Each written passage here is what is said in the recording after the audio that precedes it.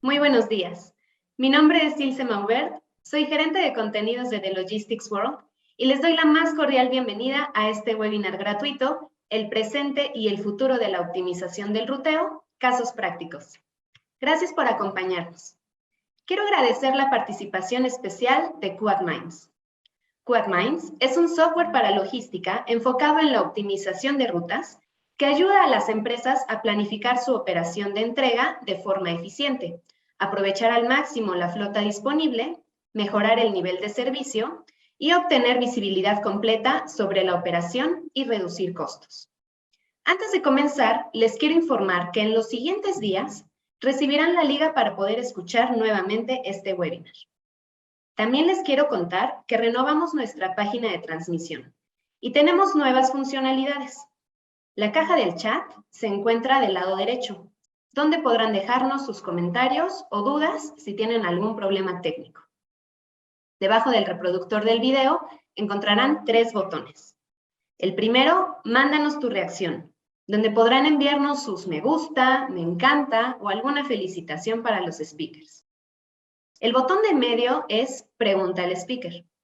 Esta es la vía por la cual podrán dejarnos sus preguntas o consultas para los speakers, quienes les responderán al finalizar la charla.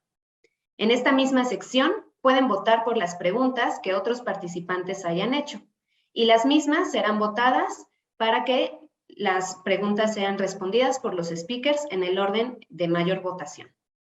Finalmente, encontrarán el botón Resuelve la encuesta, el cual está pensado para que podamos interactuar. Hagamos un ejercicio. Vayan al módulo Resuelve la encuesta. Y si yo les pregunto, ¿cómo se encuentran el día de hoy? Ustedes podrán visualizar esta misma pregunta con algunas opciones de respuesta. Deben verlo ahora. Lean las opciones y seleccionen la adecuada para ustedes. Después, emitan su voto, por favor. Esperemos unos segundos en lo que van recolectándose los datos y los resultados se pueden visualizar en la pantalla posteriormente.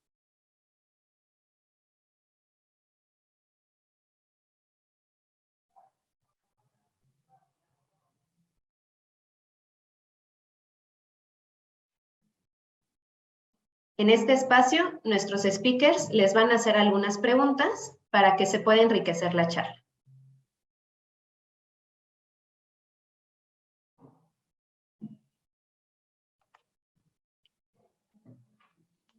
Quiero aprovechar este momento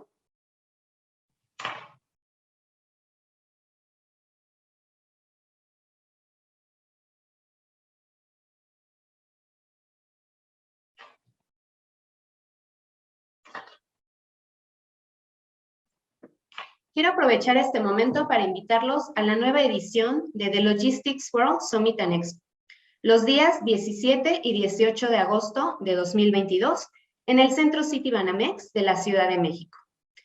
Estos días serán 2 días llenos de inspiración para todos ustedes, para que podamos fortalecer a nuestra industria tras las disrupciones que hemos vivido en los últimos años, afinar nuestra estrategia, retomar el contacto con nuestros colegas y hacer negocios cara a cara.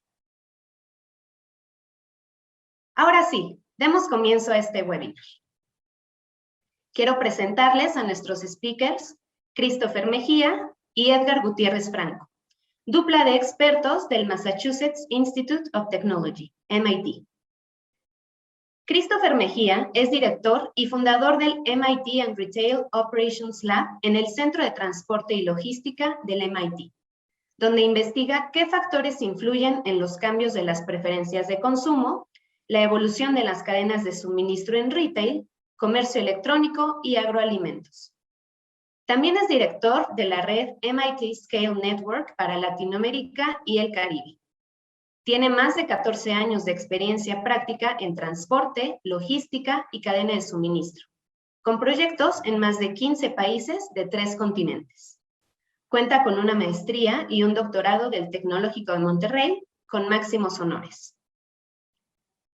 Edgar Gutiérrez Franco es asociado postdoctoral en el Centro de Transporte y Logística del MIT. Colabora en proyectos relacionados con retail y cadenas de suministro sostenibles. Su expertise está relacionado con la aplicación de modelos cuantitativos para el diseño de redes de distribución y sistemas de apoyo a la decisión. Su trayectoria corporativa incluye puestos en la industria de consultoría, bebidas y venta minorista. Ha publicado en revistas científicas y es autor de 2 libros relacionados con ingeniería y análisis de negocios. Es PhD en Ingeniería Industrial y Sistemas de Gestión de la Universidad de Florida Central. Hola, Christopher y Edgar. Buen día y gracias por acompañarnos. Les cedo el micrófono para que inicien con su presentación. Bueno, muchísimas gracias por la presentación, Ilse. Es un placer acompañarlos. Buenos días a todos y a todas. Bueno, la verdad es que tenemos un buen material, consideramos nosotros. Esperamos que sea de su interés.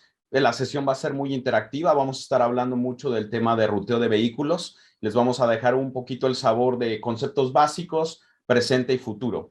Entonces, para empezar, quisiéramos saber el nivel de conocimiento que tienen en el tema. Así que, Emiliano, si nos puedes ayudar, por favor, compartiendo la pregunta. Y todos y todas, vamos a darles por ahí unos 15 segundos aproximadamente para responder.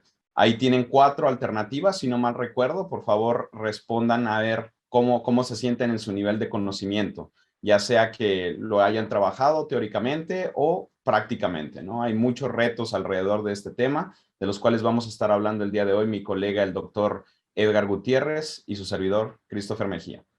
Entonces, vamos a dar unos segunditos más para ver si llegan algunas otras respuestas.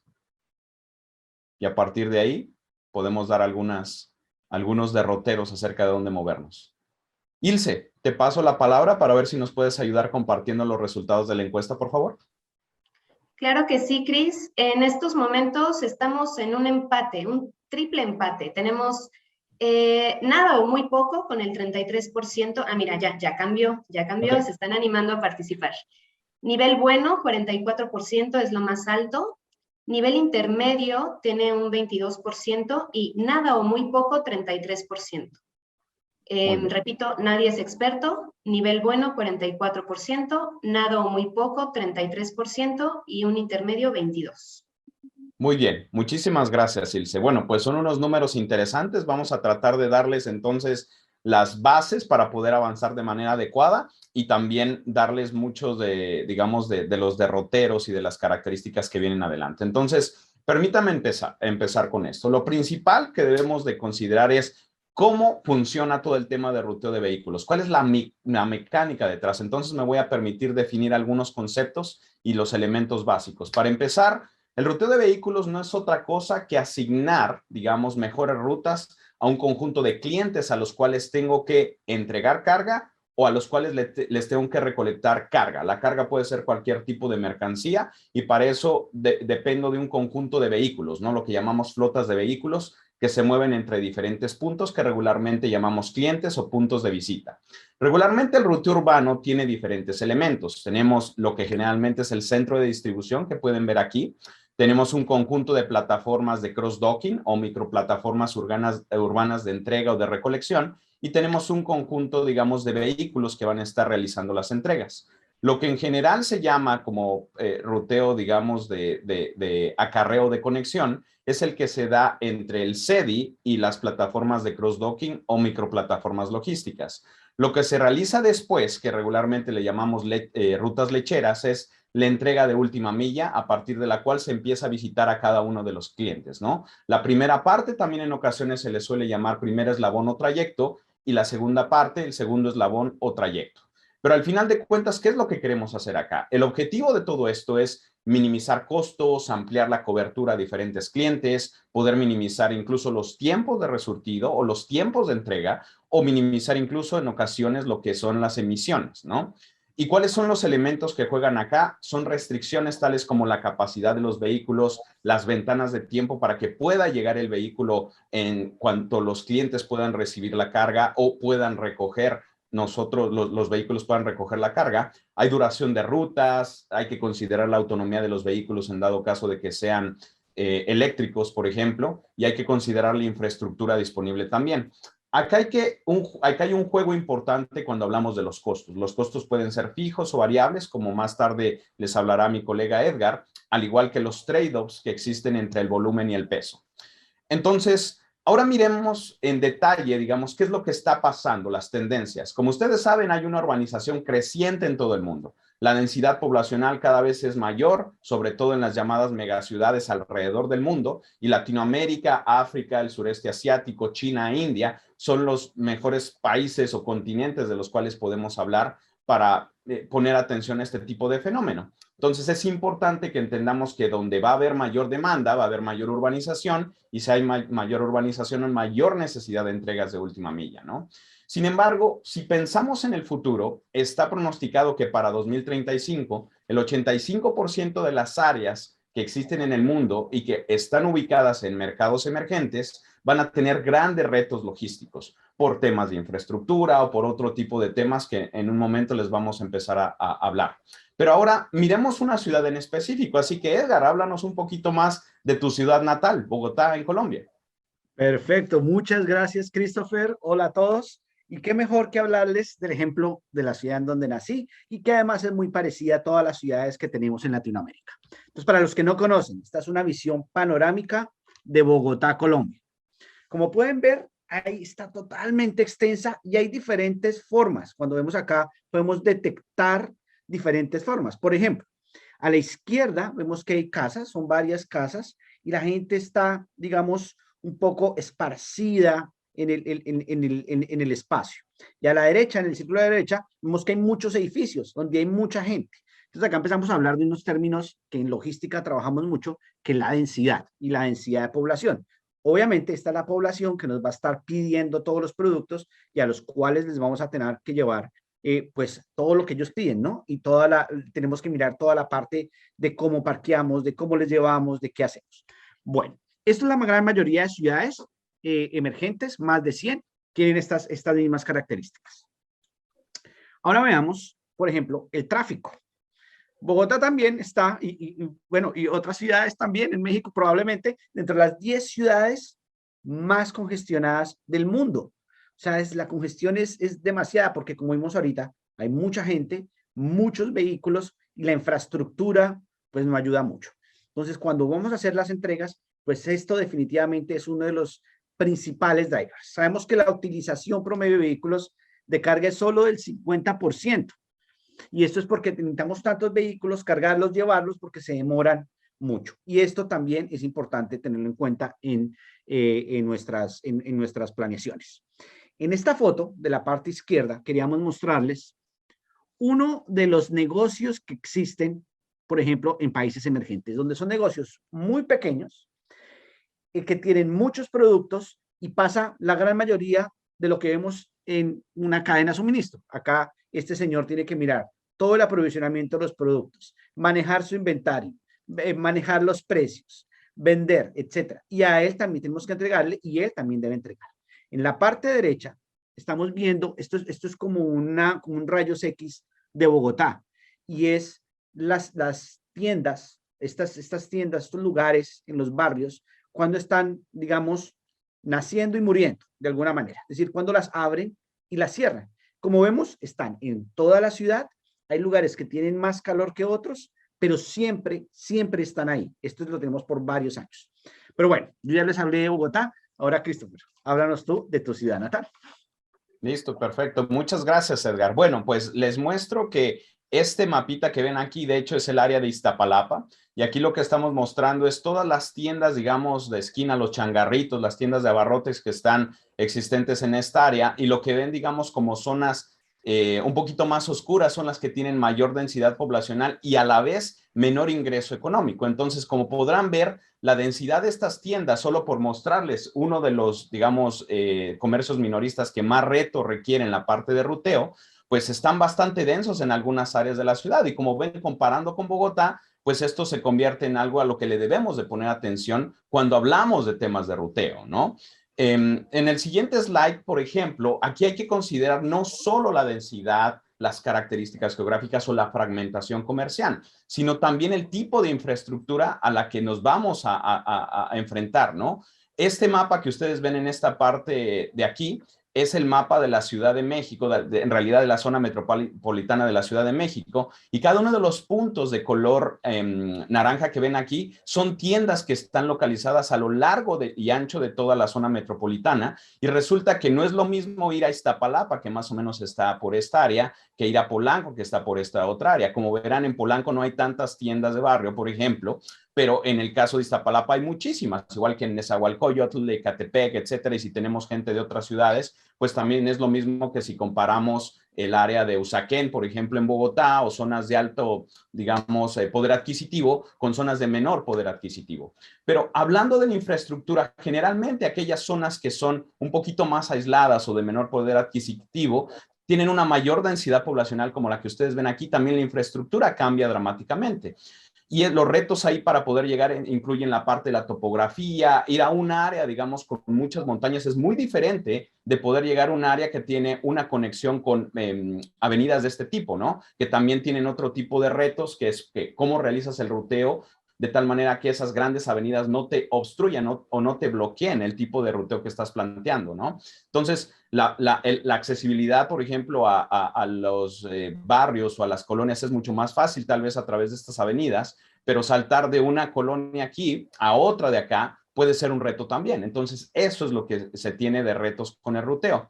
Por otro lado, el comercio electrónico cada vez está creciendo más. Sabemos muy bien que cada vez los consumidores exigen más las cosas en un menor periodo de tiempo, menos de 24 horas. Los paquetes son cada vez más pequeños y se piden con mayor frecuencia. Entonces, claramente hay una gran presión ahí, ¿no? Entonces, cuando tratamos de visualizar el hecho de que el e-commerce está creciendo tanto, pues llegamos a una conclusión que hay una capacidad limitada, ¿no? Y esto se debe principalmente a que hay una complejidad muy grande cuando tenemos que llevar tantos paquetes, asignarlos a ciertas rutas. Por ejemplo, si nosotros queremos visitar en un día 120 personas o clientes y tenemos que hacer 120 paradas por día por ruta, asumamos que queremos visitar 45,000 clientes por día y tenemos 50 camiones disponibles. Si dividimos los 45,000 clientes por día entre las 120 rutas posibles, sabemos que vamos a necesitar 375 rutas para poder servir a esos clientes. La pregunta aquí es, ¿cómo voy a poder asignar estas rutas? ¿Y qué creen? Aquí es la secuenciación que podemos hacer de estas rutas es extremadamente compleja. Este numerito que ven aquí, que es de 120 factorial, que es 6.7 por 10 a la casi 200, es el número de secuencias posibles que yo puedo hacer solamente considerando 375 rutas. Imagínense, es una locura. Y cuando yo pienso ahora en asignar estas posibles rutas a los 50 camiones, las formas de asignar este vehículo es de 3.8 por 10 a la 65. Estamos hablando de miles de millones de combinaciones para secuenciar las rutas.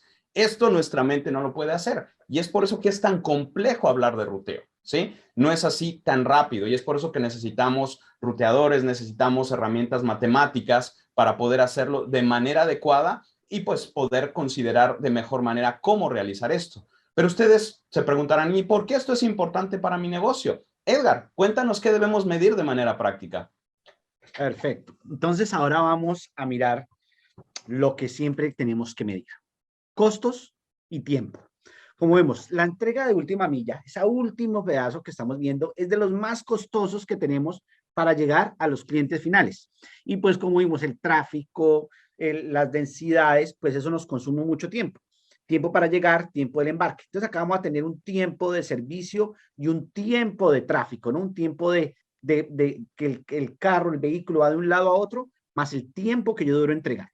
Las entregas de última milla acumulan aproximadamente el 53% del total de los costos de transporte. Entonces, ahorros en costos de transporte son muy importantes. Y al ser tan importantes, pues tengo que identificar en dónde puedo ahorrar costos y debo ir midiendo cada una de las actividades que hace. Y eso, pues, al final, lo que va a ver nuestro cliente y lo que va, digamos, a asumir y donde los costos se van también a ver afectados es en el tiempo estimado de entrega. Ahora, para el tiempo estimado de la llegada del vehículo a su parte final, pues como vimos al principio, y digamos, mucha tecnología que existe, que ha existido probablemente en los últimos 20, 30 años, pues tiene muy en cuenta el tráfico. Y es obvio, porque claro, en el tráfico es cuando más pues nos demoramos y es bien importante nuestro tiempo de viaje. Pero las investigaciones que hemos hecho desde la academia también y desde la investigación, pues hemos visto que no solamente el tráfico es importante, hay que tener en cuenta también lo que vimos al principio, la ubicación a donde vamos a ir.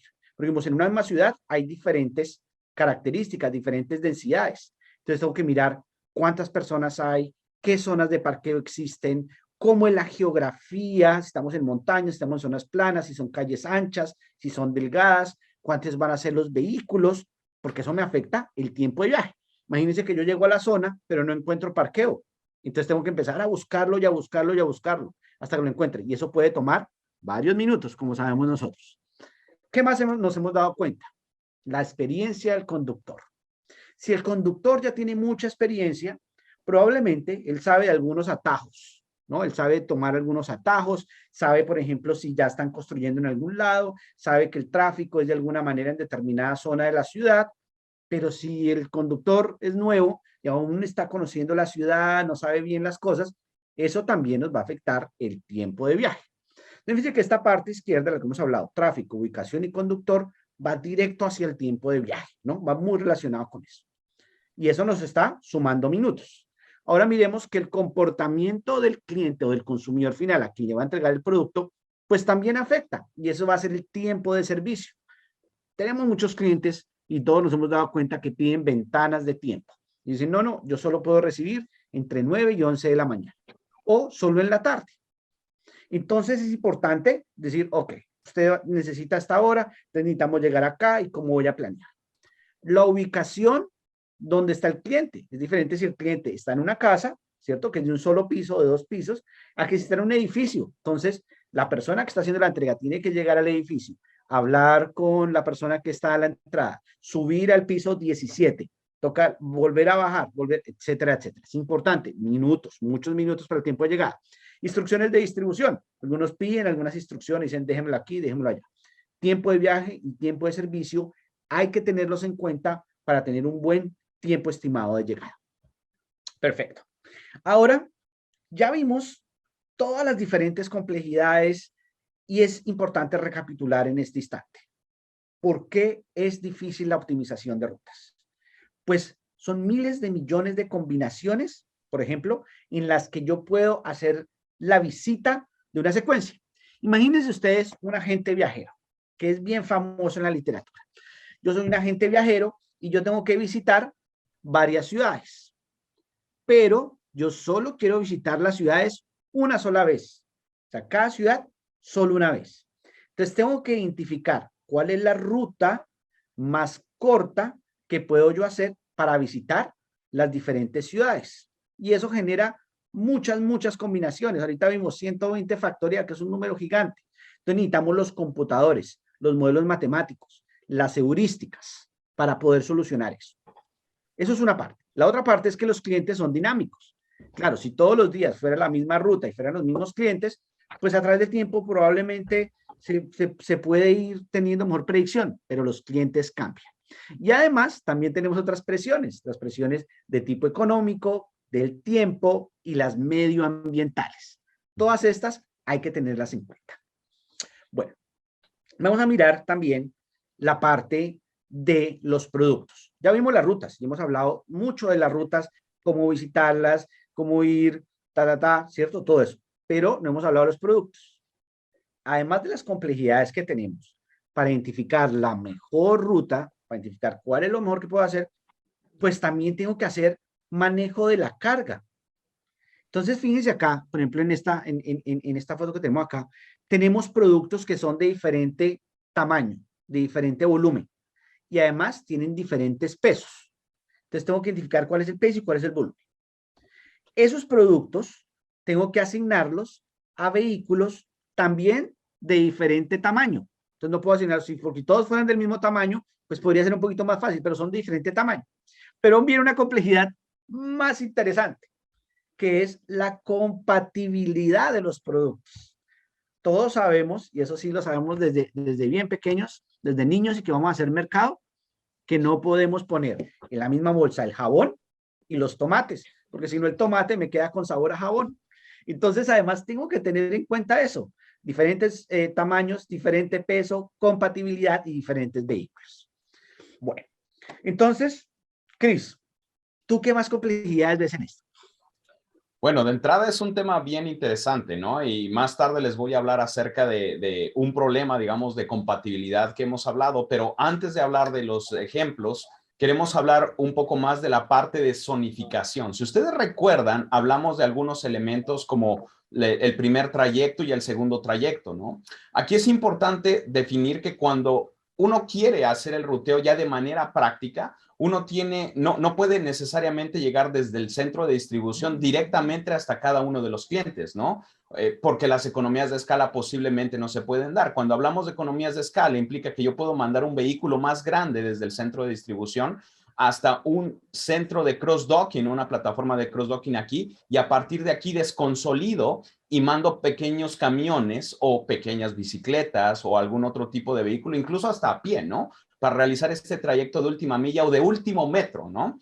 Con el objetivo de que yo no esté ocupando un camión tan grande que posiblemente consume mucho combustible o que es difícil de estacionar en algún lado y se vuelve un problema complejo. Entonces, zonificar implica tratar de pensar distritos alrededor de la ciudad que yo puedo empezar a servir indirectamente a través de una plataforma de cross-docking. Porque regularmente cuando yo hablo del centro de distribución es una instalación de alrededor de 9,000 o 12,000 metros cuadrados que mantiene 10 o 12 días de inventario, mientras que una plataforma de cross-docking generalmente no tiene inventario, tiene una capacidad de 1,000 a 2,000 metros cuadrados únicamente para traspalear los productos, ¿no? Y tiene un par de muelles. Entonces, esto que es lo que llamamos rutas lecheras se convierte en algo interesante para poder disminuir estos costos. En pocas palabras es cómo un conjunto de vehículos más consolidados aquí llegan hasta acá y a partir de ahí lo empiezo a mover un conjunto de vehículos más pequeños que puedan ser rentables o costo eficientes para llevar el producto hasta las manos del consumidor, ¿no? Entonces, ahora quisiéramos hacer una pregunta para todos ustedes en este poll o esta pequeña encuesta. Emiliano, por favor, si podrías compartir la pregunta que tenemos para nuestra audiencia. Y la pregunta es muy sencillo para todos y todas. Es, si ustedes tienen o tuvieran un ruteador, ¿qué tanto lo necesitarían utilizar? ¿No? Les vamos a dar nuevamente unos 15 segunditos para que nos cuenten un poco más, porque al final de cuentas nos interesa mucho saber qué tanto también conocen de los ruteadores, qué tanto los utilizan o los utilizarían. Es muy importante para nosotros porque a partir de ahí, y vamos a compartir los resultados en un momento, queremos entender también qué facilidad, digamos, tienen para realizar esto, ¿no? Y para poder invertir en este tipo de software. Entonces, bueno, creo que ya para entonces tal vez ya tengamos algunos resultados de la encuesta. No sé si pudiéramos verlos por acá. No sé, Ilse, si te queda a ti fácil, yo no los veo por acá. Si me puedes ayudar, por favor, compartiendo los resultados, si los tienes en algún lado. Claro, Cris, perdón, aquí lo tengo. El 100% de las personas que participan contestan que diario o siempre, siempre lo utilizarían. Súper, muchísimas gracias por eso. Entonces, bueno, claramente vemos que hay un público conocedor y que sufre, digamos, las características del ruteo acá. Entonces, claramente el ruteador les va a ayudar a solucionar la vida. Pero entonces, ahora lo que hay que interpretar es, ¿qué pasa? Porque Edgar les habló del tema de la asignación, la carga, la compatibilidad. Pero lo que sucede inmediatamente después es que nosotros tenemos que realizar la secuenciación de cómo visitar cada uno de estos puntos. La secuenciación no es otra cosa que la programación. ¿Cómo voy a ir a un cliente primero, a otro después, etcétera? Ya es ahí donde viene toda la complejidad. Pero esto lo vuelve mucho más complejo cuando yo defino diferentes métricas de desempeño. Yo puedo decir, quiero cubrir toda esta área para minimizar la demanda insatisfecha, por ejemplo, ¿no? Y la traza urbana juega un papel primordial para saber por dónde me debo de mover. Los retos de topografía de los cuales les hablábamos, si está más alto en algún lado, si hay mucho tráfico en otro, pues termina siendo un reto enorme, sobre todo cuando hablamos de la parte urbana o incluso las regulaciones. Hay ciertos lugares o ciertas ciudades que se complejiza un poco más las entregas porque hay regulaciones que impiden que cierto tipo de vehículos por tamaño, por cierto tipo de volúmenes, no pueden entrar a ciertas áreas de la ciudad, son las llamadas zonas de bajas emisiones, ¿no? Entonces, cierto tipo de vehículos no pueden entrar ahí, lo cual complejiza esto. Entonces, ahora Edgar, si nos pudieras hablar un poco de cómo lucen las tripas del gato, porque un ruteador es difícil de ver internamente, ¿no? Y es lo que trabajamos mucho en academia. ¿Cómo luce internamente uno de estos ruteadores, Edgar? Perfecto, me parece súper para que todos veamos internamente qué es lo que sucede. Entonces, fíjense, esto que tenemos acá y a la izquierda muestra las diferentes formas de hacerlo. Por ejemplo, hay modelos que tienen diferentes centros de distribución y varios clientes, o algunos que tienen que hacer entrega y recolección al mismo tiempo. Entonces, veamos uno sencillo. Vamos a ver uno primero que tiene 50 clientes que debo visitar. Entonces, acá tengo los 50 clientes, los ubico en mi malla vial, ¿cierto? Veo cuál es dónde están ubicados y genero la ruta. Y claro, fíjense que acá la ruta se va generando en determinadas direcciones y paso por cada cliente solo una vez. Ahora, fíjense, todo esto es lo que está viendo el algoritmo, ¿no? Entonces, la parte del algoritmo y los diferentes pasos que se deben hacer. Vamos a ver uno un poquito más complejo. Pongamos uno, por ejemplo, de 250 clientes. Entonces, tengo 250 clientes, los mismos dos centros de distribución, los ubico con longitud y latitud, con las direcciones, en la malla vial, tengo acá una malla vial en la ciudad, y dependiendo las diferentes direcciones, las diferentes rutas, los tiempos, el día, la hora, etcétera, pues creo mi ruta, como la podemos ver acá. Esto es básicamente como es la parte interna. Veamos un último ejemplo, y es, por ejemplo, si tenemos que hacer entrega y recolección. Yo que antes estuve trabajando, por ejemplo, en la industria cervecera. En esta cervecera, ustedes saben que hay que entregar el producto con las botellas llenas, pero hay que hacer la recolección de las botellas vacías. Entonces, entrego y hago la recolección. Y de esa manera, entonces, tengo que planear todos mis algoritmos. Bueno, ya vimos esta parte de un poco cómo se ve interno y qué es lo que sucede dentro del software o de los diferentes software que hay. Ahora quiero hablarles un poco sobre la parte histórica, muy rápidamente.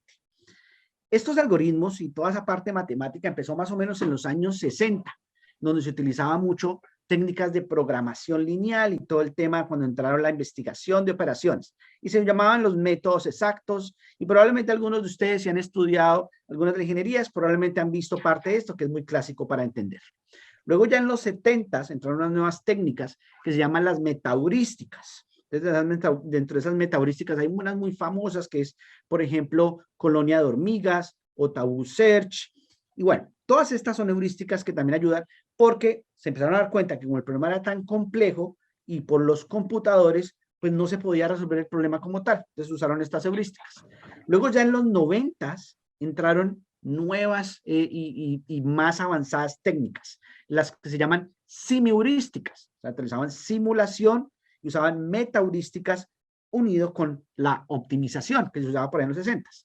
¿Y qué es lo que está sucediendo hoy en día? ¿Y dónde está lo que vamos, los avances y el futuro?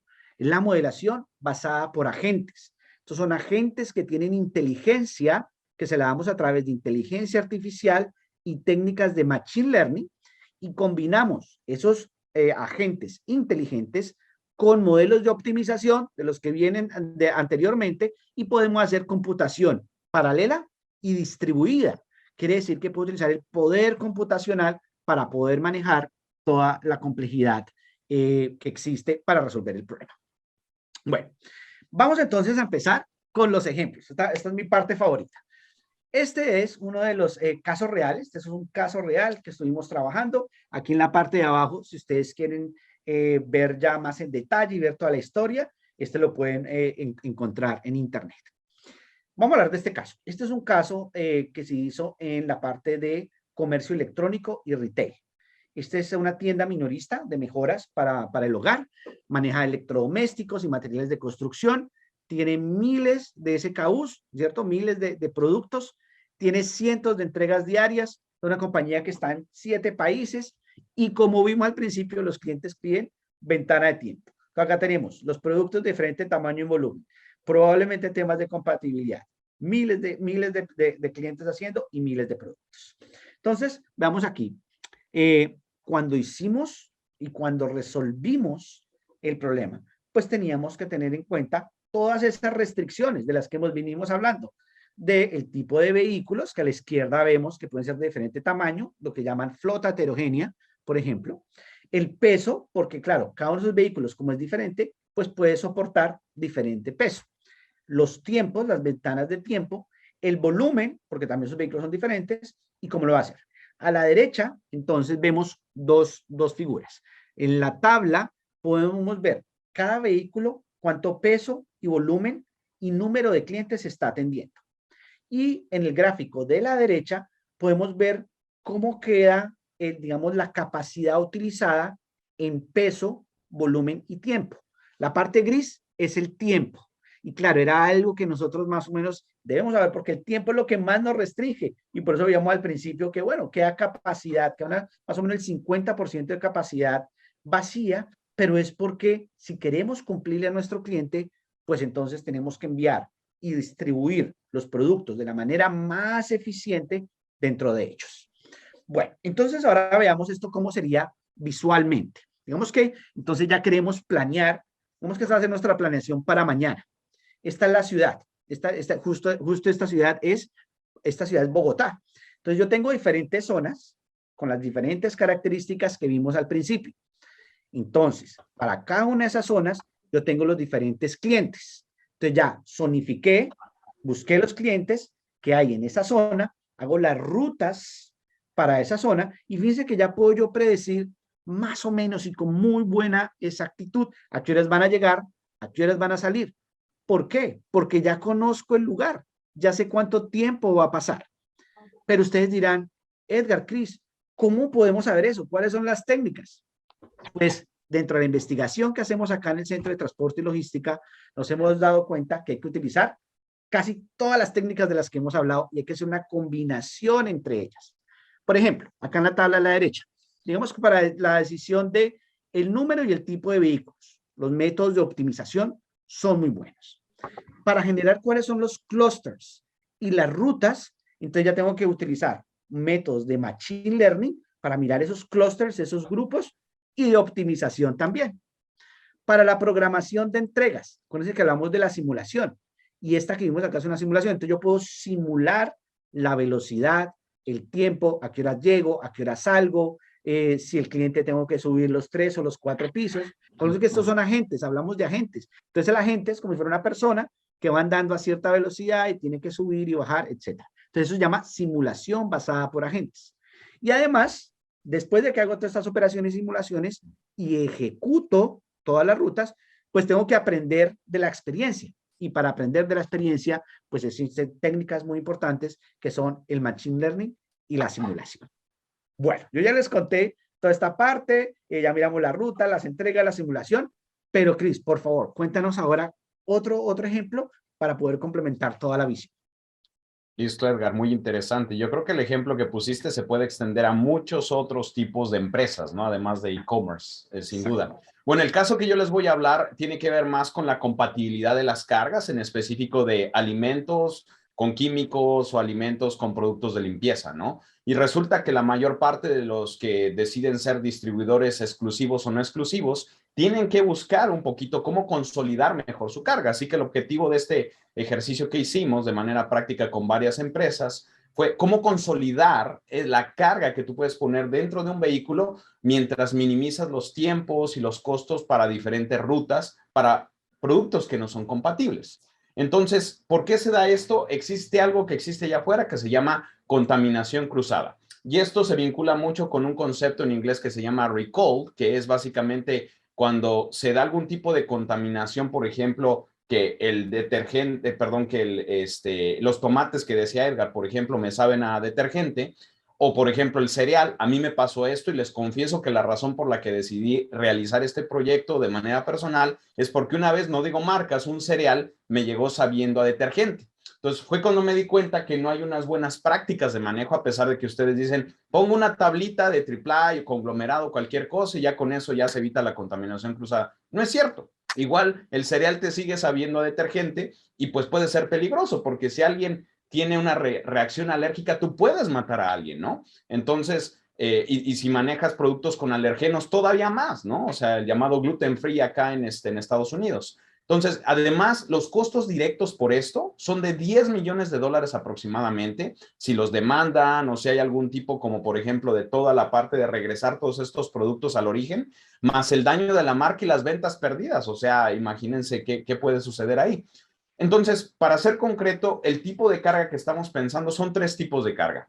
Carga seca, básicamente entre 10 y 21 grados centígrados se puede manejar muy bien esto, con grados de humedad, porcentajes de 50, 60.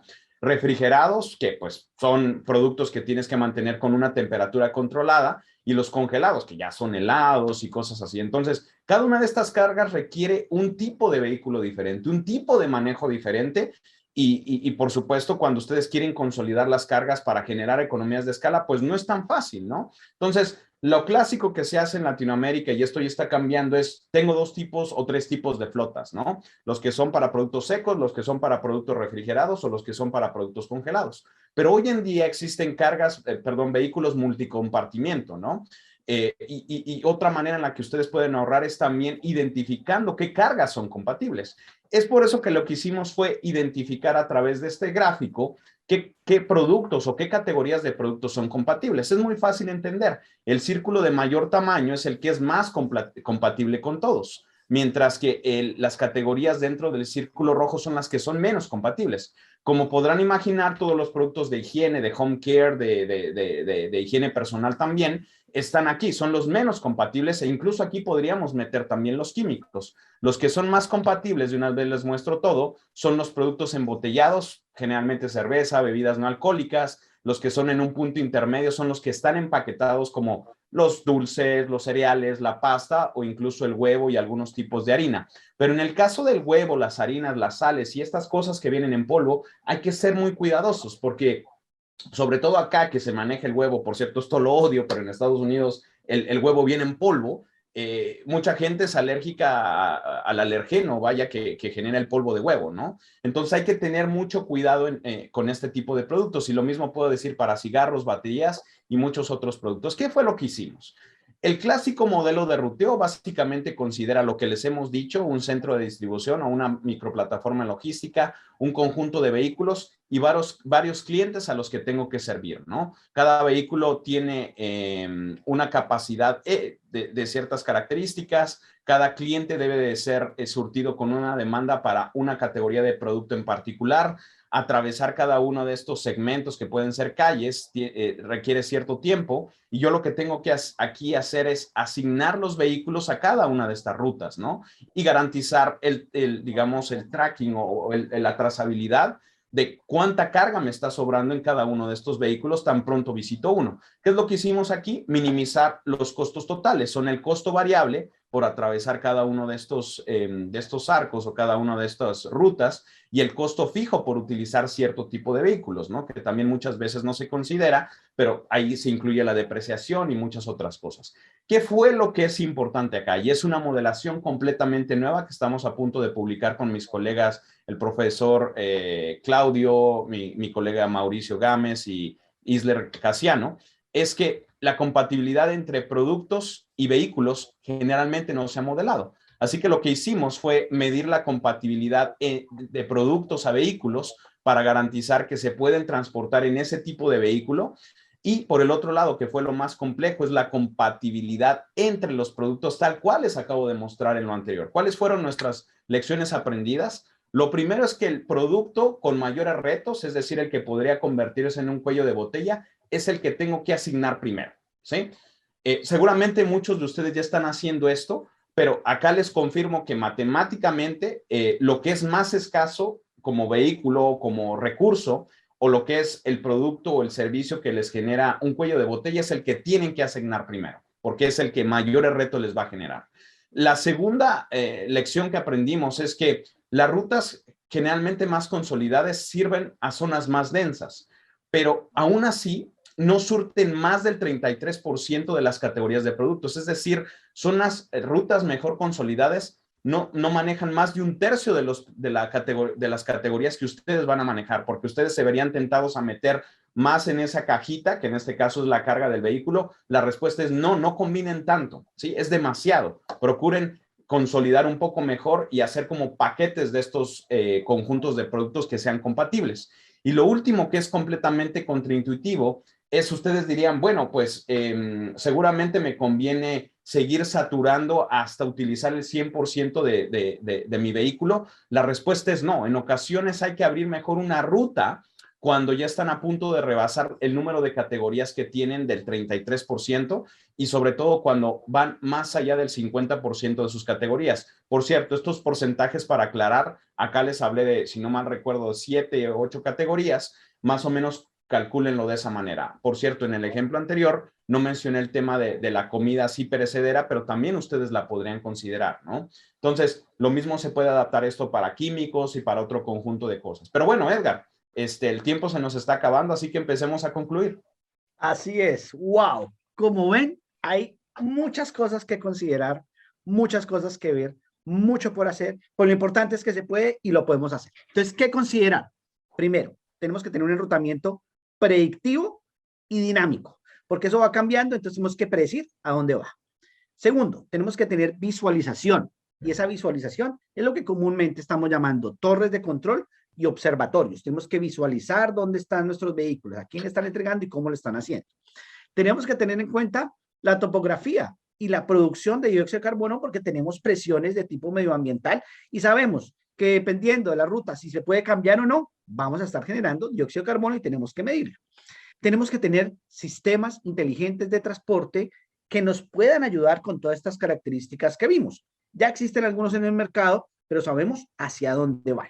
Y por último, tenemos que tener una interfaz muy buena entre el conductor, los vehículos y la ruta para poder tener siempre comunicación entre ellos. Entonces usted nos preguntará, Edgar, Cris, ¿qué existe y cuál es el futuro? Porque ahorita nosotros, como se llama la charla, estamos hablando del presente y el futuro.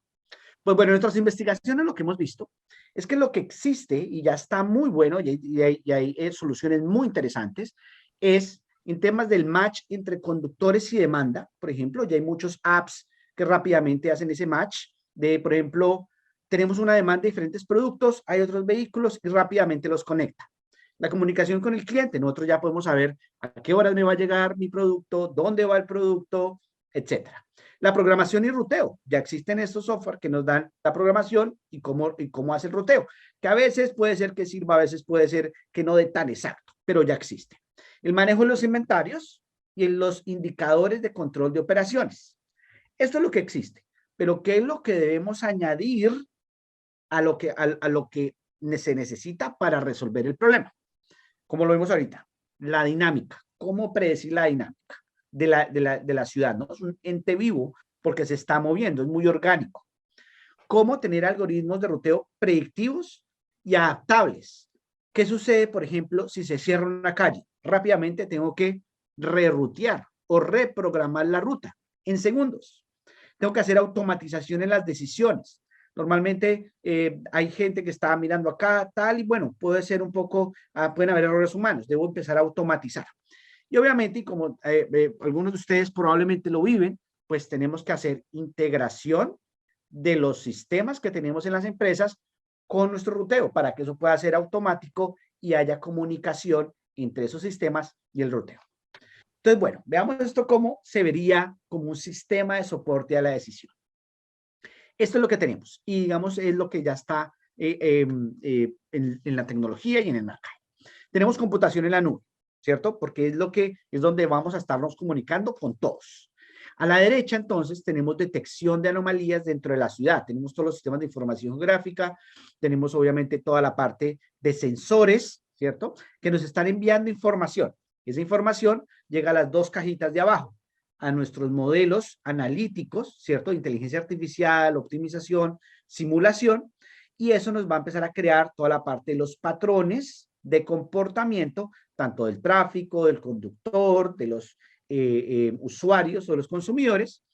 Y por último, tenemos en la esquina superior izquierda toda la comunicación con los diferentes perfiles que se están comunicando dentro de ese sistema de soporte de la decisión. ¿Quiénes son? Pues los administradores, ¿cierto? De que nos están enviando la carga, los clientes que están viendo en dónde va su carga, los conductores que están viendo cómo es la ruta y obviamente todo un grupo de analistas y probablemente el gerente que también quiere ver y observar cómo está sucediendo la operación. Y todo esto, pues como vimos, se maneja a través de tableros de control en donde tengo una visibilidad, una visualización de la zona, la ciudad y los clientes. Pero bueno, Cris, entonces ahora sí para concluir, cuéntanos qué aprendimos hoy. Bueno, listo. Pues esperemos que se hayan llevado las siguientes lecciones el día de hoy. Lo primero es que hay que tomar en cuenta aquellos drivers o digamos factores relevantes que hacen de esta logística urbana algo interesante para ustedes. Si nos referimos a cómo los deben de medir, cuáles factores como la densidad, como la topografía y otros aspectos que estuvimos mencionando, son importantes para el tipo de ruteo que ustedes realizan, ¿no? Es importante que se den cuenta que no todos estos factores que hablamos son necesariamente aquellos que afectan específicamente la industria en la que ustedes están, pero traten de discernir aquellos que impactan más el tipo de ruteo que ustedes realizan. El segundo punto es, ustedes tienen que aprovechar la experiencia que tienen muchos de su personal. El know-how o la experiencia que tienen ellos es vital para que ustedes puedan realizar mejores entregas de última milla. Les recomendamos mucho que en vez de decir, ok, yo voy a llevar un ruteador que les dice absolutamente todo lo que tienen que hacer,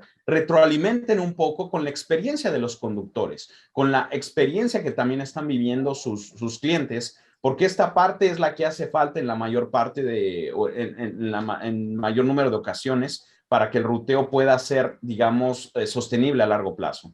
Lo otro es un poco más técnico y es que tienen que prestar atención no solamente a la parte de optimización y a la parte predictiva, como diríamos nosotros, sino también pensar en el futuro, empezar a predecir, ocupar esto que Edgar les mencionó como el sistema de soporte de decisiones integrado, de tal manera que tengan los tres elementos que se necesitan, la analítica, la descriptiva, la predictiva y la optimización para el soporte de sus decisiones. Y lo último, pero no menos importante, tiene que haber una integración eficiente a lo largo y ancho, digamos, de sus operaciones y también de su software para que puedan ustedes generar los mejores beneficios para sus organizaciones. De lo contrario, tienen un conjunto de cajas aisladas o de silos que no les van a funcionar bien. Y lo último, bueno, al final de cuentas, tiene que ver con oportunidades emergentes. Hay muchas oportunidades en empezar a utilizar vehículos que lucen diferente. Ahora, la gran parte, digamos, del reto es empezar a utilizar de mejor manera el espacio de estacionamiento que se les asigna. Entonces, por ejemplo, este vehículo, si le ponen atención, es doble cabina y puede albergar hasta el conductor y 5 diferentes ayudantes para descargar esto, ¿no? Este tipo de vehículos ya existen en China y prácticamente lo que hacen es ocupar, digamos, de la mejor manera el espacio que tienen disponible y minimizar el tiempo de servicio, ¿no? Una vez se encuentran este espacio de estacionamiento. Porque resulta que cuando hablamos del parqueo de vehículos, este se está convirtiendo en uno de los retos más grandes hoy en día. Cuando ustedes van a entregar rutas, pues la mayor parte del tiempo están realmente estacionados o buscando dónde estacionarse. Es alrededor de un 60 o 65% del tiempo, ¿no? Entonces, todo se está moviendo ahora también a no solamente hablar de el ruteo de vehículos, sino del parqueo de vehículos. ¿Cómo puedo maximizar, digamos, la utilización de ese espacio? Así que el diseño de vehículos también se vuelve algo importante. Junto, no solamente el diseño per se, sino también el tipo de energía que utiliza, vehículos eléctricos y demás. En transporte multimodal tenemos que hablar de que también hay diferentes modos de transporte que se pueden utilizar. Hablemos incluso de los robotcitos, los droides que pueden entregar en última yarda o incluso de los drones, ¿no? Entonces hay que tratar de pensar en qué momentos es costo eficiente realizar eso.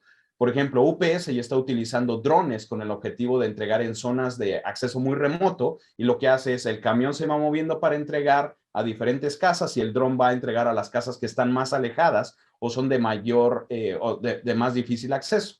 Y lo último, pero no menos importante, es hay que procurar tener las decisiones en tiempo real y utilizar mucho del lenguaje, digamos, de máquina o el machine learning y también la inteligencia artificial para predecir y empezar a alimentar este tipo de ruteo en tiempo real. Repito, también capitalizando en lo que sus conductores y su personal saben. Así que ahora una última pregunta, Emiliano, si nos ayudas lanzándola, por favor. Y la pregunta es, ¿cuál de estas tendencias consideran más interesante?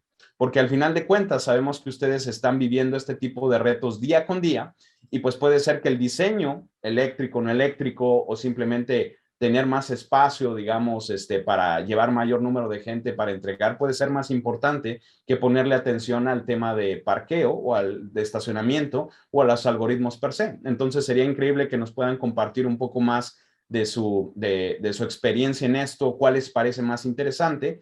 Y bueno, pues no sé, Ilse, si nos pudieras ayudar nuevamente, por favor, para ver los resultados antes de cerrar. Claro que sí, Cris. Aquí te tengo una respuesta. Estoy dándoles un poquito más de tiempo para ver si cambia los porcentajes. Ahí está, mira. Ruteo en tiempo real o aproximado tiene un 37%, transporte multimodal o intermodal también 37%, y reto al estacionar vehículo para la entrega 25%. Diseño de vehículos de carga, 0%.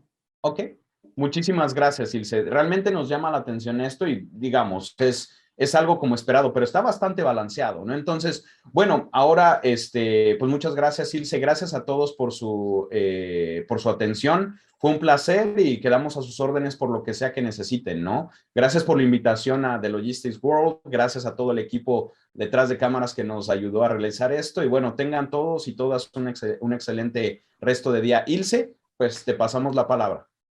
Gracias. Gracias a todos. Muchas gracias a ustedes, Edgar, Christopher. Muy interesante la información que nos compartieron sobre optimización de rutas y los casos prácticos en donde la han aplicado. No se me vayan, por favor, ya tenemos varias preguntas de la audiencia. Les voy a pedir que nos ayuden a responderlas. Pero antes de eso, queremos pasar a un espacio para nuestro patrocinador. Así que adelante, Carlos, te dejo los micrófonos. Sí, muy amable, Ilse. Nada, para nosotros como QuadMinds es un agrado participar en este tipo de instancias. Agradecemos a Edgar y a Christopher sus palabras. También nos motiva a ir para adelante con lo que ellos cuentan que es el futuro de esta optimización. Mucho de esto que hablaron ellos, nosotros lo incorporamos a nuestras lógicas de negocio, y hoy día QuadMinds se presenta como el optimizador de rutas más completo para organizar las entregas en toda Latinoamérica y en España. Pero la verdad que nuestro sueño es contribuir a un mundo más eficiente y sustentable, pudiendo hacer ver a las operaciones cómo pueden bajar costos y también cómo pueden ayudar al planeta ajustando sus emisiones de CO2. ¿Ya? Hoy día con nuestras soluciones nosotros aportamos en la mayoría de nuestros clientes un ahorro de más del 85% del tiempo en la planificación de las rutas, la optimización, 22% más o menos en los ahorros asociados a costos del transporte, y apuntamos a tener mejoras en la operación, en la baja de los rechazos de mercadería de alrededor de un 6%. ¿Ya? ¿Qué es lo que pasa con todo esto que dijo Edgar y Christopher? No todo se puede incluir en un algoritmo de optimización de ruta. También en los procesos de onboarding, de implementación de tecnología, de digitalización de los procesos, es muy relevante entender las zonas, si hay zonas peligrosas o no. En muchas ciudades de Latinoamérica existen estos riesgos, etcétera, y es muy importante que quien entrega la opción de la tecnología entienda mucho de logística y cómo apoyar las operaciones para sacarle el mayor provecho. Ya es solamente eso, Ilse. Decir que estamos presentes en toda Latinoamérica y en España. Vamos a estar presentes en el evento que tiene el 17 y 18 de agosto en Ciudad de México. Los dejamos invitados a nuestro stand y nada, si quieren tener mayor información, por favor, capturen el QR. Muchas gracias. Muchas gracias a ti, Carlos. Capturen el QR o si desean contactar a QuadMinds, los invito también a hacer clic en el banner superior del reproductor del video, en donde dice visitar patrocinador. Así que bueno, vamos a dar comienzo al bloque de preguntas y respuestas. Ya tenemos algunas. Por cuestión de tiempo, solo realizaremos las que nos permita dentro de la ventana de este webinar. En caso de que quede alguna, no se preocupen, los vamos a compartir posteriormente con Chris y con Edgar, se las vamos a hacer llegar. Así que bueno, comenzamos. Teddy Gindick nos dice, Hola equipo de TLW y Chris Edgar, gusto en saludarlos. ¿Qué opciones hay cuando una empresa en crecimiento quiere invertir en su área de Transportation Management, pero no cuenta con suficiente inversión para ello? Edgar, ¿te gustaría ir primero? Sí, claro, perfecto. Pues bueno, esto es, digamos, un concern, una preocupación de muchas empresas. Y una de las cosas que hemos visto y que también dentro de la interacción con diferentes industrias es que además de la parte tecnológica, ¿cierto? Digamos, de los computadores, de la nube, de todo esto, que puede generar los costos, también está la parte de conocimiento. Entonces, Teddy, yo diría, hay que tener, primero que todo, el conocimiento, que ese de pronto no es tan costoso de adquirir, ¿cierto? Y a través que yo voy teniendo más conocimiento, pues con los recursos que tengo en ese instante, puedo empezar a mejorar mis procesos de decisión. ¿Qué es lo que ya, digamos, se puede hacer? Hay soluciones que no son tan costosas, hay unas que son mucho más costosas, otras que no, pero desde que yo tenga mejor analítica, mejor análisis, con las herramientas que existen, con los sistemas de programación que existen, que son libres. Python es gratis. El conocimiento que ya está en el Internet también es gratis. Entonces, es estudiar mucho, entender mucho, esforzarse mucho y la parte conceptual, que es la más importante, pero probablemente la que nos requiere un poquito más de esfuerzo de nosotros, es la que debemos ir. Yo creo que eso debe ser un poco la vía, la parte de educación, conocimiento y obviamente a través del tiempo pues se puede ir mejorando dentro de los sistemas. Quizás yo agregaría solamente que en resumen debes de entender un poco la estrategia que quieres lograr con el TMS que quieres adquirir, cuáles son las métricas a las que les quieres prestar atención. Y Edgar pues enfatizó muy bien que ya hay un conjunto de recursos que son de bajo costo con los cuales puedes empezar a capitalizar, muchos demos que se te pueden dar. Y lo último que te diría es que para que tú puedas tener una mejor coordinación en cómo escalar esto y cómo llevarlo de una manera más digamos, rentable, digamos, en el corto, mediano y largo plazo, tienes que también definir una hoja de ruta acerca de quiénes van a ser tus clientes, cuáles van a ser tus productos, para que de esa manera, conforme tú vas creciendo tus operaciones, también vas creciendo las capacidades de tu TMS, ¿no? Entonces, muchos TMS están configurados para ser modulares y vas creciendo eso dependiendo volúmenes, complejidad de productos, etcétera. Muy bien, muchas gracias a ambos y a Terry también por participar con esta pregunta. Natasha Pamela Oropesa les pregunta, ¿qué consejos o herramientas pueden dar a una nueva empresa de productos commodity? Por ejemplo, café. Edgar, ¿te gustaría? Listo, perfecto. Pues bueno, cuando estamos manejando productos agroindustriales, es bien importante tener en cuenta cuál va a ser la reacción del producto dentro del transporte, porque el manejo es bien importante. Enfatizamos dentro de la presentación la compatibilidad. Y definitivamente estos productos agroindustriales pues tienen características a veces también de temperatura, por ejemplo. Entonces debemos tener en cuenta la cadena de frío, ¿no? Porque no solamente, claro, tú nombraste el café, pero, y dijiste como ejemplo, pero dentro de esos productos, no sé, la leche, las carnes, los frigoríficos, toda esta parte también es importante. Entonces, importante cómo afecta el tipo de producto también al manejo de su transporte. Y después las diferentes características que vimos. Yo creo que con eso cerraría un poco la pregunta. Gracias. Yo complementaría un poco. Tal vez necesitas pensar muy bien qué es lo que te conviene más y irte por un esquema de distribución exclusiva, lo cual podría ser muy caro, o te vas por un esquema de distribución no exclusiva. El tema con la distribución no exclusiva, como sabrás, es de que pueden subir en el mismo vehículo productos que son tus competidores, ¿no? Entonces te toca analizar muy bien qué es lo que quieres hacer y qué tanta diferenciación le quieres dar a tu producto. Conocemos muy bien que existen varias empresas pequeñitas que están tratando de realizar esta consolidación en México, son startups. Entonces, quizás te valdría la pena tratar de realizar algún tipo de alianza también con este tipo de empresas que están tratando de consolidar mejor sus cargas y se puede llegar a un acuerdo, digamos, que sea beneficioso para ambas partes, ¿no? Porque seguramente por las características del café, que bien sellado y manejado con la compatibilidad adecuada, pues no va a tener problemas, digamos, de ser transportado con otro tipo de productos, ¿no? Sin embargo, te toca pensar muy bien qué tipo de distribuidor te conviene. No sé si tu tirada es ir un poco más como a cafeterías, a Horeca, es decir, hoteles, restaurantes y cafeterías, o si por el contrario quieres ir con retailers, ¿no? Definitivamente la conclusión final acá es de que cuando uno va empezando, tener su propio vehículo es muy complicado, muy complicado. Hemos visto muchas empresas no llegar al siguiente nivel, precisamente por eso,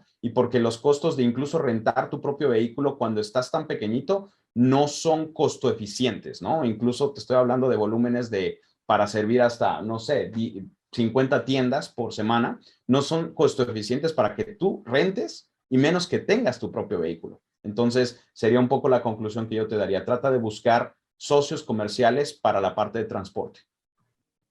Perfecto. Muy completa ambas respuestas, muchas gracias. Tamara Calderón pregunta, ¿cómo solucionar el problema de direcciones para el software en países donde la urbanización no es tan estructurada como los países desarrollados? Bueno, entonces, esa pregunta me encanta, Tamara, gracias. Porque es verdad que sucede mucho, ¿no? Y a veces las direcciones son complejas y tienen nombres, números, a veces si el cliente no las da bien, es complicado llegar. Bueno, lo que hemos visto es que lo mejor para hacer es poder tener sistemas que vayan aprendiendo, que vayan identificando dónde es esa dirección y cuáles son las características. Una de las cosas que hemos visto, por ejemplo, es que los clientes pueden dar instrucciones. Con eso que cuando mostramos los diferentes, digamos, cómo se afectaba el tiempo de llegada, había un cuadrito que decía instrucciones del cliente. Entonces, dentro de los sistemas de comunicación entre los vehículos y el cliente, por ejemplo, él le puede decir alguna o dos instrucciones. Eso es uno. Dos, esas instrucciones deben quedar grabadas dentro del sistema. Es así que el sistema después va a saber, porque va a aprender a través de sus modelos de aprendizaje automático o de machine learning, que los llaman en inglés, qué sucede en esa zona.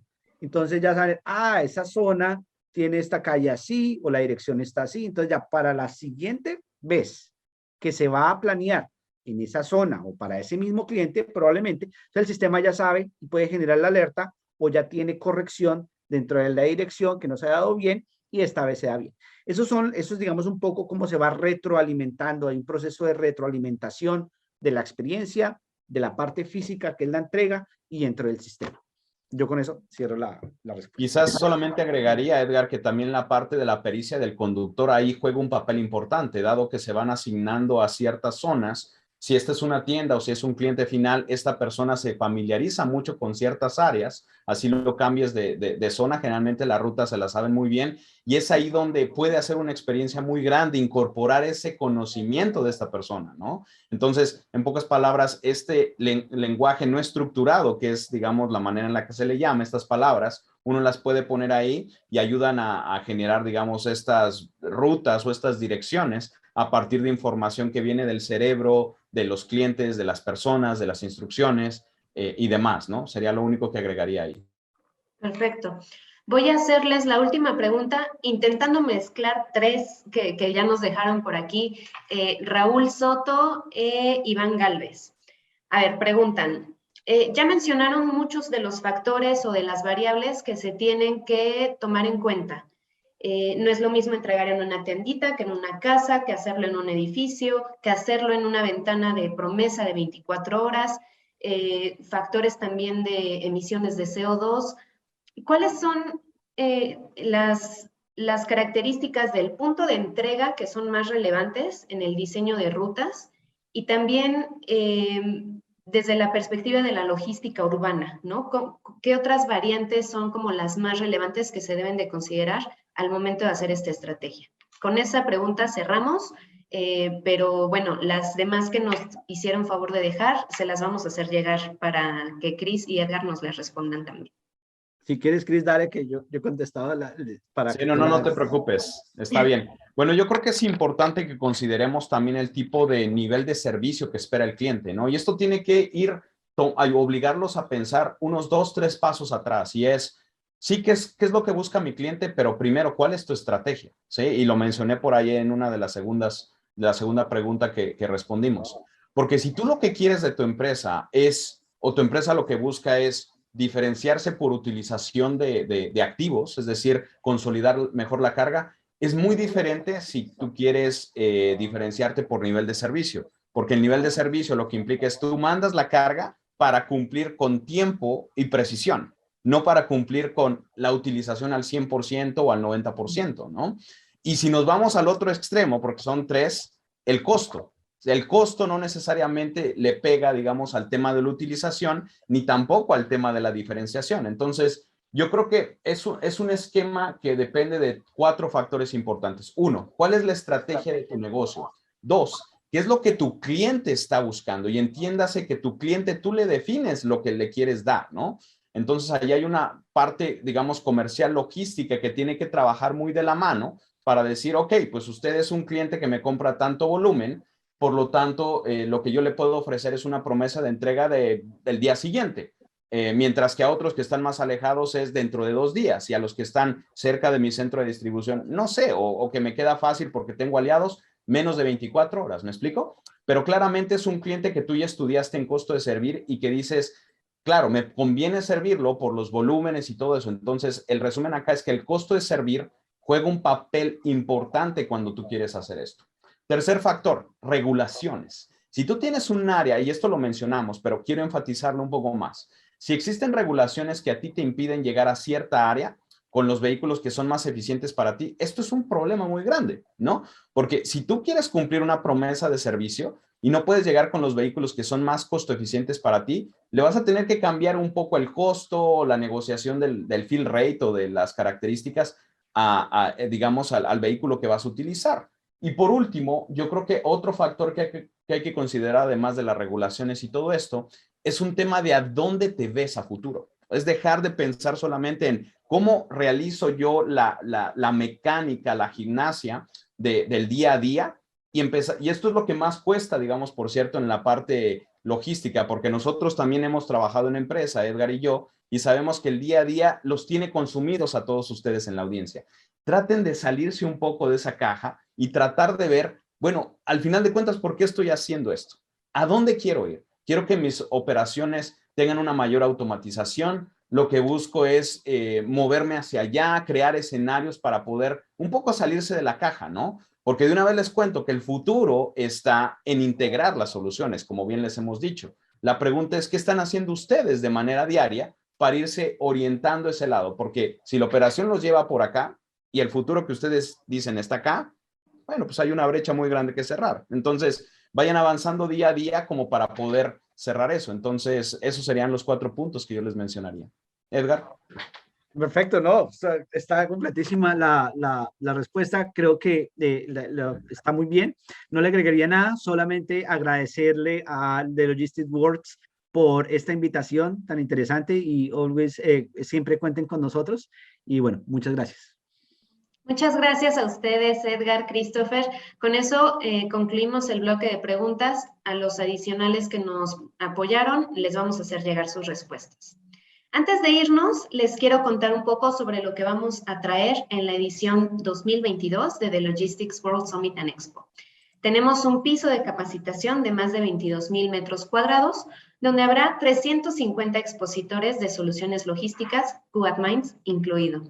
También más de 40 conferencias de primer nivel y la posibilidad de hacer networking con sus colegas y próximos socios de negocios. Y este año tendremos además un pabellón de comercio exterior que ofrecerá capacitaciones gratuitas y exposiciones relacionadas con la actividad de importación y exportación. Los invitamos a festejar con nosotros 15 años de este evento top, líder de la industria, los próximos 17 y 18 de agosto de 2022 en el Centro Citibanamex de la Ciudad de México.